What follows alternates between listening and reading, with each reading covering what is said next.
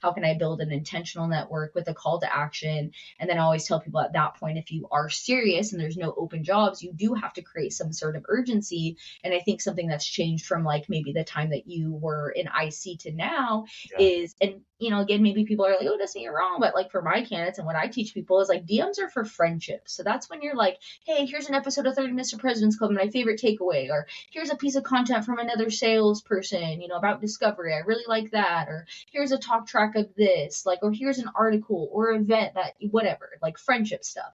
Emails are where you're really bringing that value and having a really strong templated email with all of your numbers, all of your conversion rates, all of your receipts as a first touch message, and then some of those extra yearbooky things and kind of teach them something, resources kind of as follow-ups.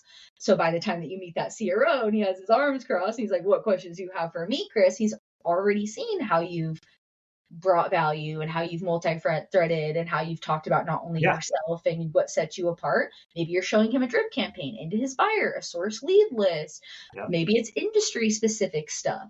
And I think like some candidates at that mid-range level get nervous. They're like, oh, well, it's so weird how people have no problem moving the needle, challenging, asking questions in sales. But when we're selling ourselves, people get all inside their brain.